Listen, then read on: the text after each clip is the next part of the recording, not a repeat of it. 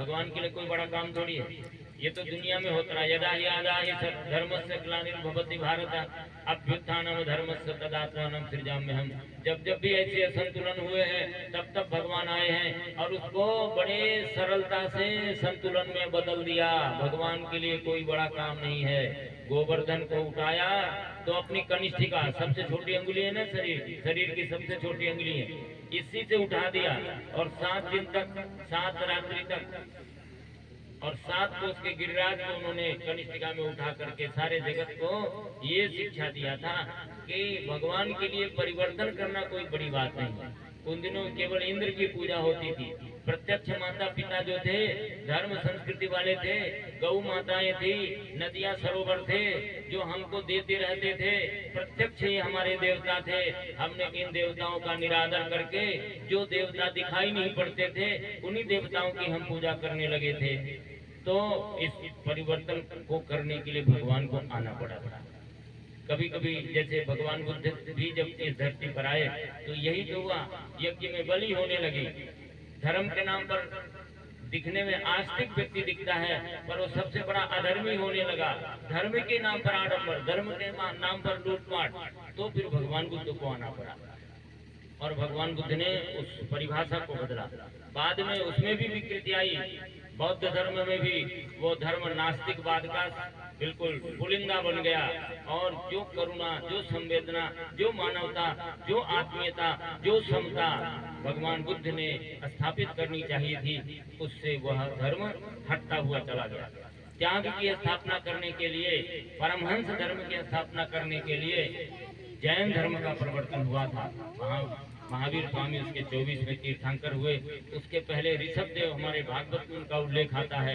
ऋषभ देव जी आए और ऋषभ देव जी ने ऐसी कठोर तपस्याएं की, ऐसे संतानों को जन्म दिया, 9 योगीश्वरों को जन्म दिया और उन्होंने धर्म और संस्कृति का दिग्घोष किया। ऐसा समय समय पर जब भी परिस्थिति बदलती रही तो भगवान आते रहे। आज भी संपूर्ण व्यक्ति का विचार बदला है, विचार तंत्र को ठीक करना है। आज की जो समस्याएं हैं किसी भी पिछले अवतारों के अधिकार क्षेत्र में नहीं है। राम जी चाहे कि किसी एक रावण को मार करके राम राज्य की स्थापना कर दें तो हर घर में रावण बैठे, इतने राम कहाँ से लाएं। और कृष्ण भगवान यदि बंसी बजा करके चाहे तो आज के इस क्रूर व्यक्ति को उसके अंदर ऐसी प्रेम संवेदना नाच गाने से पैदा नहीं कर सकते थे। उस समय धूर्ता, पाखंड और कटुता, परिवार में ही असंतुलन, घर में ही देवता और दैत्य पैदा हुए। तो भगवान ने प्रेम के लिए बंसी बजा बजा के सबको आनंदित कर दिया था। उस समय था, उसकी जरूरत थी। ऐसे ही जितने भी अवतार पिछले हुए हैं उन अवतारों की समस्याएं आज की परिस्थिति में सब एक साथ आ गई, सब एक साथ आ गई। इसलिए भगवान को भी जितने अवतार पिछले हुए हैं वो सारे अवतार की शक्ति लेकर के ही आना पड़ेगा। आज संपूर्ण विश्व की समस्या है, संपूर्ण धर्म की समस्या है।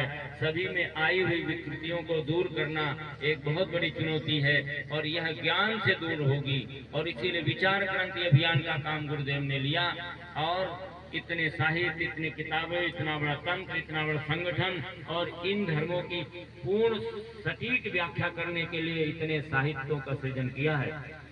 तो हम और आप भी इसमें पीछे न रहें। वंदनीय माता जी की जन्म शताब्दी 2026 के लिए कम से कम एक संकल्प हमको करके जाना है कि माता जी को, गुरु जी को और इस मिशन को घर घर में पहुंचाना है।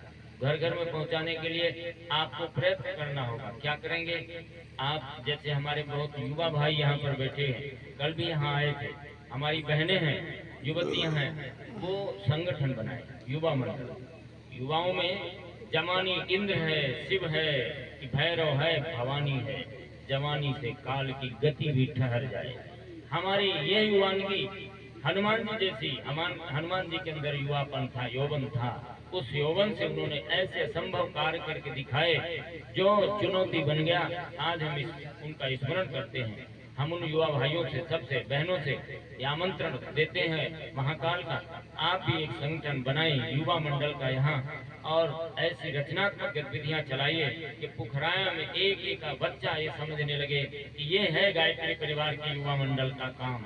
और ऐसे ही हमारी माताएं जिनको श्रद्धा जगी हो, जिनको लगता हो कि महत्वपूर्ण काम है, इसे होना चाहिए, तो माताएं भी एक महिला मंडल बनाए। मीरा जैसी अपनी वाणी से, अपने ज्ञान से घर घर में युग का संगीत बजा दें, युग का नाद पहुंचा दें, युग की आवश्यकताएं पहुंचा दें, महिला मंडल बने। और ऐसे ही जो हमारे भाई लोग हैं जिनको अच्छा लगता है मिशन, और आज की आवश्यकता है 3 दिनों के अंदर यदि आपको समझ में आई हो कि हमें भूमिका में पीछे नहीं रहना है, तो यहाँ एक प्रज्ञा मंडल बनाएं। तो ये तीनों मंडल यहाँ के शाखा के अंदर ही, जो शाखा यहाँ पर चल रही है, हमारे आदरणीय अर्जुन सिंह बाबूजी, जिन्होंने इस बुढ़ापे में भी ये हिम्मत दिखाई है कि कम से कम एक कार्यक्रम तो हमारे रहते हम हो जाए। पता नहीं शरीर है कब क्या कैसे बुढ़ापा है, कितने दिन हम रहते हैं कितने दिन नहीं।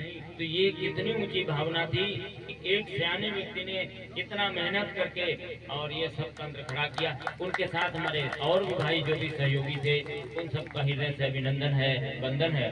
तो ये जवानी हवा का संभलो जवाना, जवानी सुधरने का अच्छा मौका है। मैं सृजन के लिए सपूतो युग ऋषि तुम्हें पुकार रहा, भारत माता तुम्हें पुकार रहा।